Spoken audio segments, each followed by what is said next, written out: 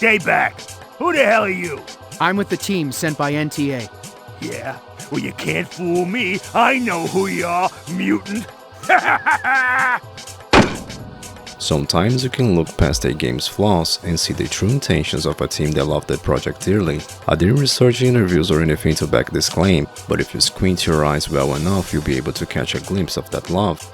Unfortunately, this one will require a lot of squinting.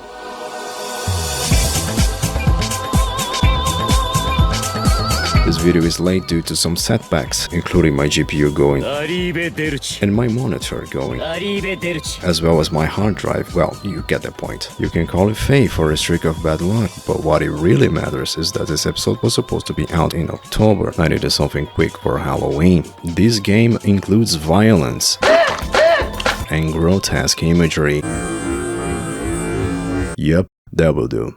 This is a Resident Evil 2-like game, saying its own name on the title screen and everything. Carrier. Yes, Carrier, a Dreamcast game from one of my favorite eras in video games. On this one is the futuristic year of 2023, and we have a war between the North and South Hemispheres. Why?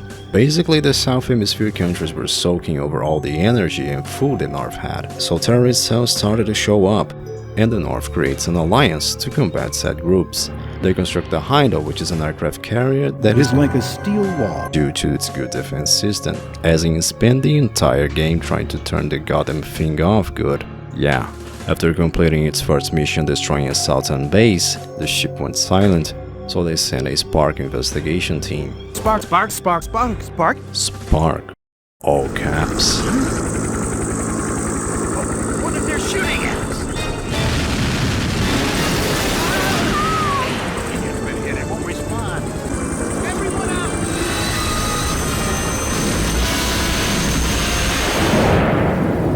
Now take a look at this, not the Yamcha pose.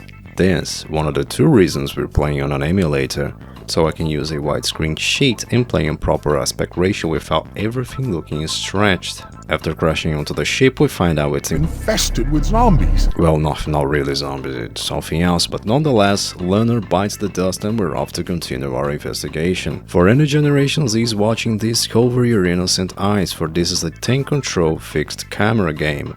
I know it's largely regarded as the antichrist of control schemes nowadays, and even back then, it wasn't always well received, but it's not as bad as people make it sound. You won't be jumping around and doing complex platforming on this game. You just walk, run, shoot, and that's it. I also won't waste your time trying to convince you that fixed camera angles are a good thing. Well, I simply like it, and I'll tell you throughout this video what I see as good aspects of this game's style, and you can make your own mind whether you think it's a good thing or not. But if you disagree, you're just wrong. Look at this! You can't even see the enemy. Majestic. Come on guys, this is the first enemy. You cover it up with the protagonist. Okay, not every tank control fixed camera game is as polished as Resident Evil 1 Remake, but there's something about this that will never lose its charm. Seeing your character vulnerable in a distance while you look for items, enemies, doors, no other camera style is as cinematic as this one. The atmosphere is just so intense, and few games are able to put me in this state of hopelessness where I dread going out of a safe room to explore. I just want to be safe, and that's why when you get the hang of all this, it's so rewarding. Later I'll show you how satisfying it is to kill stuff on this game. Getting a critical hit is just too freaking sweet. Probably because killing something is so hard it feels like a big deal when you do it. Yes, but so what? I don't see a problem with difficulty when it is on purpose.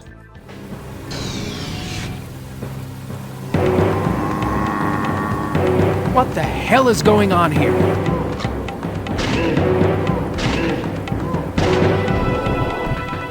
You start with a Glock and a welder. Why a welder? Don't ask questions. Survival horror games usually give you an infinite weapon that you can use as a last resort, but it's complete garbage. And when it's not, it requires a certain level of skill to use it.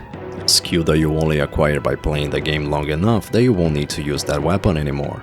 But that's not how Carrier rolls. The welder is good, really good, for an infinite weapon that is. Although it has a short range and low fire rate, it does good damage, and you don't have to reload it.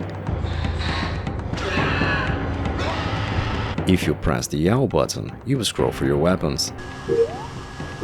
And getting good at that is the key to enjoying this game to its full potential. I usually open a door with a stronger weapon in hand, and if the odds are in my favor, I switch to the welder to save some ammo. Well, but how much you need to save? See, here's the thing. It's actually up to you. There was a point in this game that I had more than 300 bullets for the Glock, but only because I was being extremely frugal. Once you master the weapon switching, you mold this experience to your liking. Want more or less action? Completely up to you. But this doesn't mean it's a careless experience. This is a survival horror game after all, so where the survival part comes in. First, we need to find out What's going on in this town? Who is it? It's me, Lang. Jack? I heard from the colonel that you were shot down by the intercept system. By the way, what happened to Lieutenant Manning? Did the lieutenant bite it or what? We were separated. I don't know what happened. As for the helicopter pilot, he was attacked by some sort of monster. He's dead. Monster? What do you mean? Huh? You didn't see them? So Link doesn't want to cooperate, or he's just plain stupid. What do you mean? Our task for now is to find the colonel on deck 3, but we cannot do that since deck 2 is locked. Link tells us to find 3 discs to unlock deck 2. You know what? Wanna make this game a million times better? Take notes. This is not Resident Evil 2 where they show you which door opens with each key. That's good design. Here things get way too confusing. It doesn't help that almost all decks look the same, making the hideout just a floating maze. If you see something that you think could be useful later, a locked door, an object, or something you can interact with, write that down. On my first playthrough, half of my frustration was running around aimlessly trying to figure out what to do. This is one simple task that will make this game way more palatable. Palatable. Or follow a walkthrough, I don't know. hey, am I interrupting something? You guys want me to come back later? What happened? What's going on? Who are you? Are you infected too? I'm Sergeant Ingalls. I'm part of the Spark team sent to investigate the ship. What are you doing here? Spark? You're a little too late. This is not a human anymore. Here, take a look with this.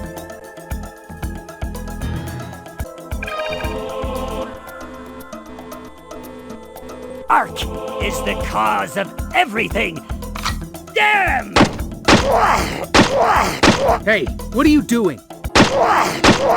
Hey, stop! Are you crazy?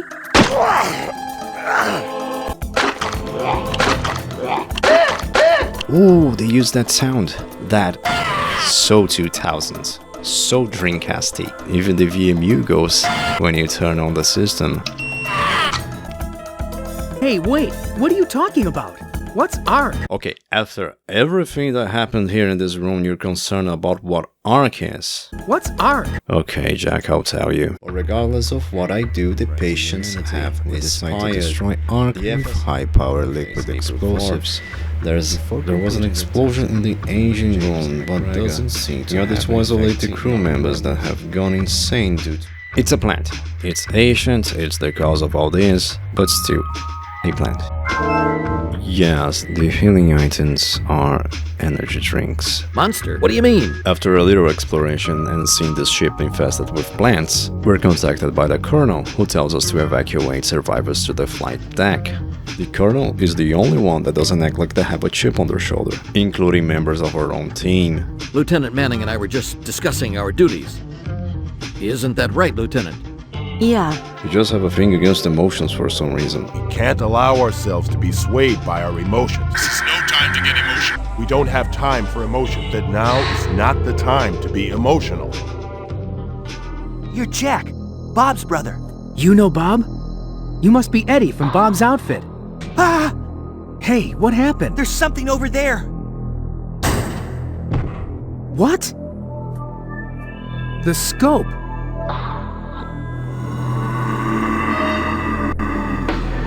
Well, this is not just some cutscene thing, this is part of gameplay. You have to figure out which crew members are infected and which are not by using this scope. They'll try to trick you sometimes. It's a monster! Don't let it fool you, son! It's going to kill me! Although they don't look very human, if you read safe on the screen, it's all good. That doesn't mean they're harmless. Die! They're just not infected. Since you need to scan allies, scan rooms for objects and enemies, this is half of your gameplay now. But on a long term, how bad is this? Really bad. You have to sit through a second of static and low FPS each time you use the scope. And only then you can see the room in 3D. It's a shame this idea was implemented like this because I really dig it, but it's a pain in the ass to use it. I think this period of static is to create some tension since some enemies are invisible, but I would prefer if the image was clear and in constant FPS, with the drawback of not showing hidden enemies right away, just slowly revealing them. I don't know what was the deal with scanning stuff on this era, but it was all the rage back then. I'm okay. Friends. Mutants. I killed them all. You killed your friends? You can't tell whether or not they're mutant unless you shoot them first. What? But he was human. I killed my best buddy. It's okay. No, Jack. That's the quite opposite of okay. Sometimes Jack gets on my nerves. He's not a bad protagonist or anything, but seriously.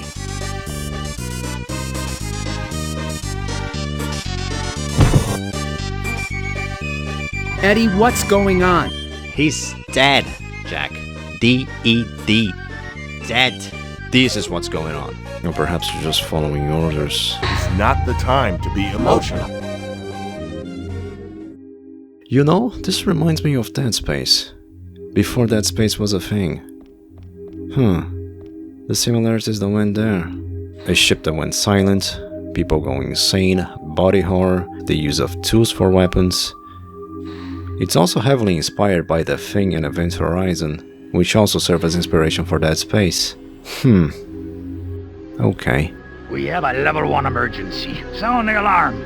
During a level 1 emergency, the emergency locks are all activated. To deactivate the locks, you need a code number. Steve, here, take this memo. Here we have some bullshit. Some stuff requires you to do them in a certain order. I mean, every game is like this, but I came across this code already, but I couldn't pick it up. Even the scope told me there was something there. Now I have to go all the way back there to grab a code that I should have already. Do you copy? Sir, I'm on my way to the bridge. The partition for the corridor to Deck 2 is closed. Captain Lang is in the security room trying to open it. And I'm looking for the necessary discs. Got it. Looks like the computer is running wild. Who knows what will happen next? You have my permission to use a T7 bomb. Oh yeah, the bombs. I didn't talk about the bombs. You explode obstacles with them. Can you use them to kill enemies? I think it's too risky, and they probably weren't made with that specific goal. You have an infinite supply of bombs at the magazine. What's a magazine? Well, it's the save room. You always have a bunch of goodies, and an infinite restock of bombs. You can only carry 20 though, don't get too greedy. Jack, what's your current position? Sir, I've just arrived at Deck 2. You have the bombs. Yes, sir. Good. Ahead of you is an elevator used to raise and lower planes. Use it to go to Deck 4. Roger. So we do just that. On our way there, we go through this beautifully done corridor. Man, I just wish they fully went with this plant motif for the rest of the game. You feel like holding your breath, afraid of what kind of spores might be floating in the air. The tiny amount of fog, the living creatures on the lifeless bodies, fixed camera perfection. And they ruin all that with dancing spiders.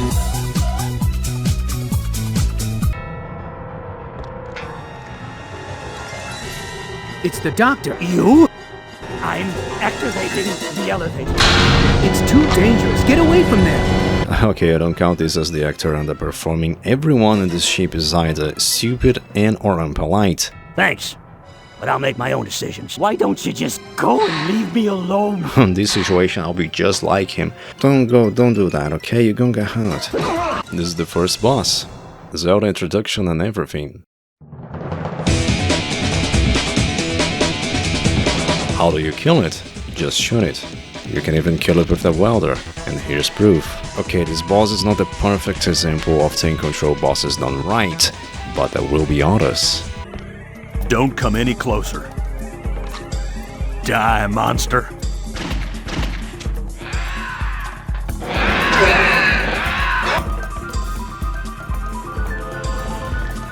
Thanks. You'll probably need this. Thanks for showing up. No problem. See you later. You look like you need this more than I do. See you later. Okay, I'll leave you alone. After getting to deck 4, there's elevators to deck 3, 5 and 6, because that won't be confusing at all. If you remember, we still have to make it to deck 3. When we get there, the Colonel tells us to explore deck 3 until Lang opens the door to deck 4. But the lock is activated, and it won't open. But not the part of deck 4 that we were in minutes ago. No, a different part of deck 4. Are you lost yet? This is sadistic. If he's successful, we'll be able to enter deck 4 from there. Are you tired of the word deck already? You check this, Dick. Oh, Colonel, what happened to let's not get emotional?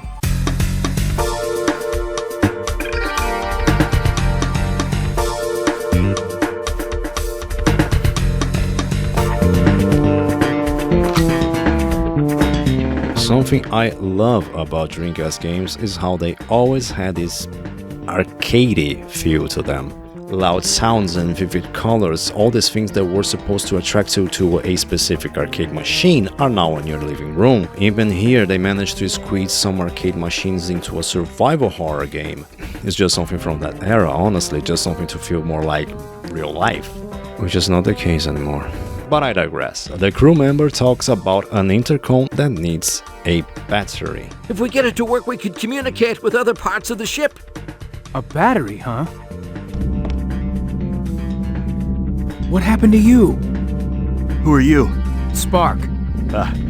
Here, take this.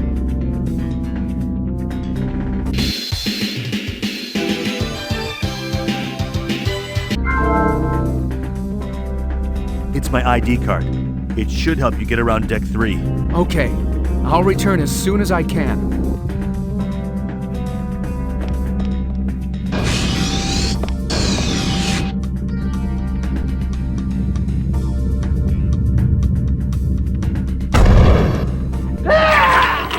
That sound, I just can't get over it, sorry. I'll be using these on my videos from now on.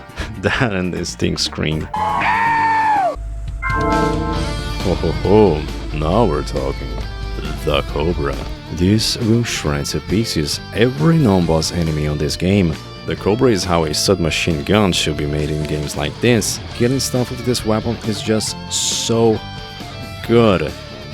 Also a great weapon to enter rooms from now on.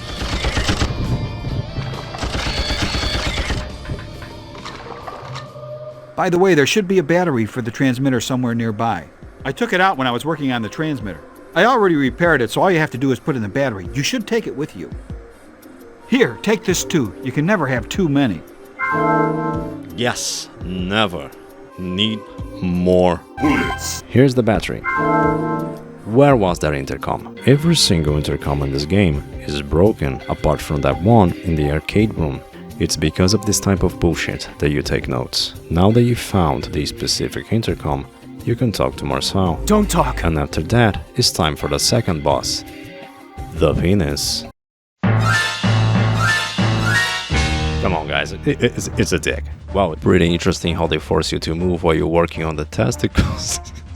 It's pretty interesting how they force you to move while you're working on the tentacles. And then you can shoot the dickhead.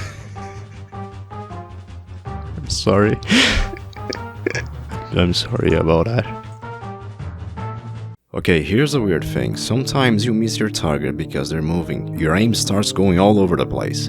Honestly, the target system is a little bit overdone, but I do like that you can go for headshots for a higher chance of critical hit. You don't want to hit the target on their legs or their arms, but sometimes you do because you didn't aim properly. At least you have a confirmation that you're aiming at a head, not like in Resident Evil where it's just a gut feeling that you acquire. Yep, that's a headshot.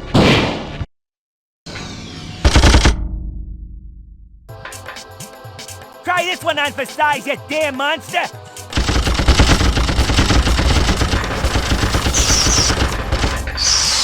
It's no good! This guy's shell is too thick! This is the third boss. You can kill it But how could you? I never did. Look at those eyes. Well, he has a weak spot in the back if you're a monster and want to kill it. But if you do, you're dead to me. He even waits for you to go down the ladder, such a gentleman. Just raise all the blue levers, enter the room, grab the winch, lower all the blue and raise all the red, and get out of there. Done. You are our last hope. Leave it to me. By the way, can you get to the lower decks through that hole? Yes, if you have a winch. You know what? What are the odds? The water's come this far. According to the doctor, the flooding was stopped, but if it gets any worse... Welcome to Deck 5, the most unique of them all. If I show you a picture of several parts of this ship, you won't be able to tell the difference because they are all too similar. Minus Deck 5. From reading the files, you'll find out the Ark was brought on board in some containers, but something went wrong and Ark went loose. So the captain decided to sink the ship with Ark and everyone inside before the Hydro reaches land. Which on this situation, I don't think this is a bad idea, so does the colonel. The ship's captain went with this plan but didn't manage to go through.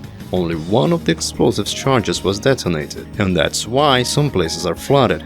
As soon as we were able to turn the weapon system down, we will evacuate everyone and sink this ship. Right here we have a bad example of fixed camera. Let me explain why. I have to use this door on the left side, so I should go to the ladder on the right side. So I go up this ladder and appear on the left side, so now I should go to the door on the right. This is confusing. This genre shouldn't be confusing. If the game uses fixed camera to handicap the player, it's either being incompetent or in bad faith. Sergeant Ingalls! Lieutenant Manning, I'm glad to see that you're okay. Thanks. You too. Have you heard from your brother? Yeah, I spoke to him on the radio. We'll meet up later. Good. Well, I have learned that if we don't shut down the weapons system on Deck 6, we won't be able to get out of here. Oh.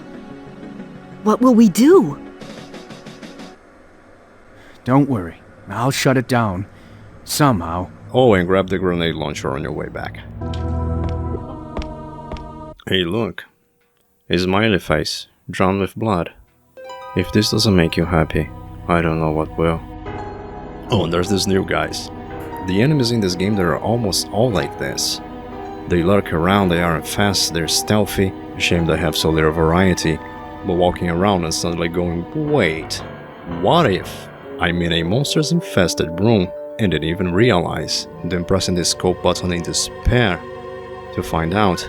Moments like this are the biggest payoff for this approach. In Resident Evil you fear enemies jumping around, surprising you, appearing out of nowhere. Here, you fear what you don't see. You know you're doing something right when you're making the player fear empty rooms. Haha, Bob! Jack! Oh, I'm glad to see that you're okay. Jack? I never expected to see you here. When they were putting together the team, I volunteered. Bob, what's going on here? Well, it all started when we brought Ark on board. Ark? What is Ark? Oh, come on, Jack. Has been 4 hours already. Hey, I'm out of here. I have to find the rest of my unit. Bob? Don't do anything stupid. I know. When will you stop treating me like a child?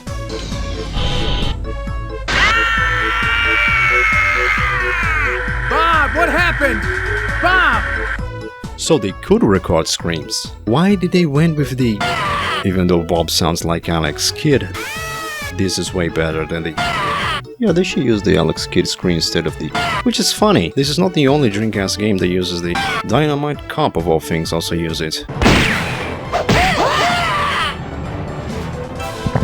Good. Bob!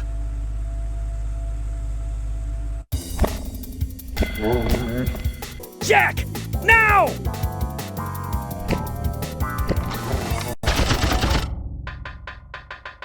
Bob! Bob, hang in there. No, it's no good. I can hear the voice of Ark. It'll be okay. There must be something that we can do. The doctor.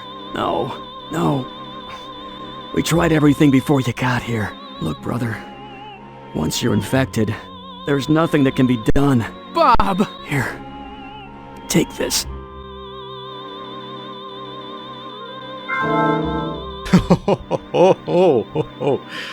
Where did you keep this key, Bob? I hid this uncomfortable hunk of metal up my ass. Jesus Christ. Jack. Kill it. Kill Ark.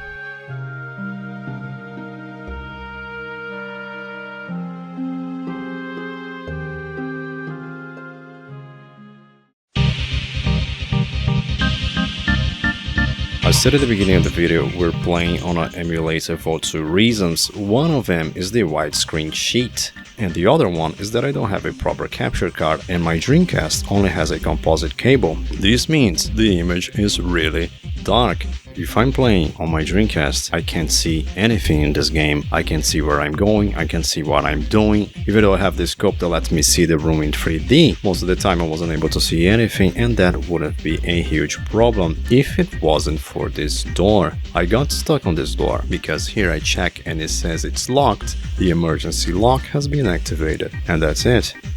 The problem is I couldn't see this lock right here. When I played this game for the first time, I had no access to the internet, so I wasn't able to do research. So I spent hours and hours going through every door, every room, every corner of Deck 5, pressing the action button, hoping something would happen, until it did. So that's why we're playing on an emulator today. You know these bombs that were useless before? They're not useless anymore. Yeah, boy. There's probably a better way of killing this boss, but hey, how often can you use the bomb? Weapons control system shut down. That should do it. This is Transport 101. Heimdall, do you copy? This is Spark Team Sergeant Ingalls. Spark? So you're still around? Any survivors should be on the flight deck. Can you take care of them for me? You got it. Finally, the crew members are safe. It's sinking time. Jack, I'm impressed. I didn't think you would make it this far. Doctor? Look. The energy from the reactor has caused Ark to awake from its long slumber, and although Ark was releasing genetic data randomly, distracted by the Earth of humanity to ensure its own propagation. When the Earth's environment deteriorates, Ark... Okay, just saying, all this chit-chat, there's enough time to shoot him in the head, Jack. Nothing will change by killing me. Yes, but this cutscene would end earlier. This is Ark. I gotta admit, the first time I played this, I was expecting this grotesque plant, but no, it looks so peaceful and it has this warm light. So yeah, Ark is pretty chill, but it has to die. Jack, it's our last chance! Sink the ship!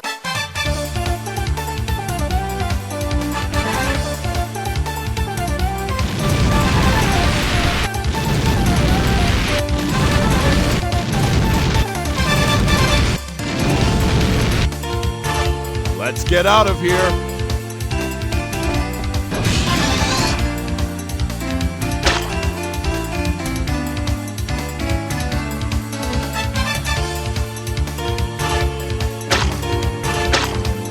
Colonel! Colonel Burke! Colonel! Colonel! Colonel! Colonel.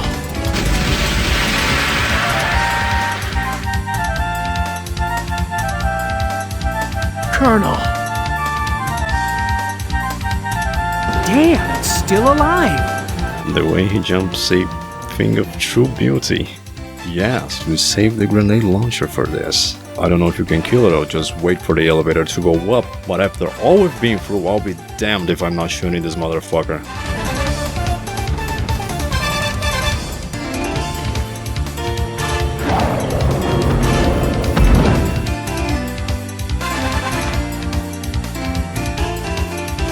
Jack!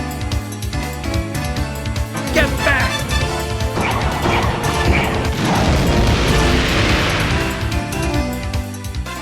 And that's scarier. Scarier. Oh, I see. You know, there was a sequel in the making, but it was cancelled. Someone out there played a demo of Carrier 2, and I envy this person. Really. After beating the game, there's also a shorter scenario that you can play as Jessica, and after beating her scenario, you unlock new clothing for the main characters. But by this point, you get what this game is about. Honestly, this is not Resident Evil, never going to be.